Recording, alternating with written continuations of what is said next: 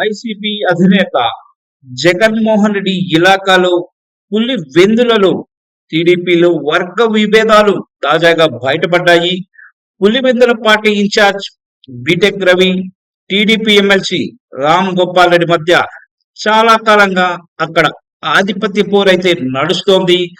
ఈ క్రమంలో పులివెందులలో జరిగిన టీడీపీ విస్తృత స్థాయి సమావేశంలో ఇరు వర్గాలకు చెందిన వారు బాహాబాహికి దిగారు. ఈ సమావేశం జిల్లా ఇన్ఛార్జ్ మంత్రి సవిత ఆధ్వర్యంలో జరిగింది. ఆమె సమక్షంలోనే ఇరు వర్గాలు గొడవకు దిగాయి. వేదికపై రామ్ గోపాల్ రెడ్డి ఉండకూడదని, వేదిక దిగిపోవాలని బీటెక్ రవి వర్గీయులు నినాదాలు చేశారు.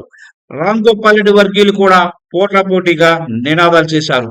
ఈ క్రమంలో పోలీసులు జోక్యం చేసుకొని ఇరు వర్గాలకు సర్ది చెప్పారు. అనంతరం విస్తృత స్థాయి సమావేశం సజావుగా కొనసాగింది. అయితే పులివెందులలో టీడీపీ విభేదాలు బహిర్గతం కావడం ఒక రకంగా టీడీపీకి ఎదురుదెబ్బ అని చెప్పుకోవాలి.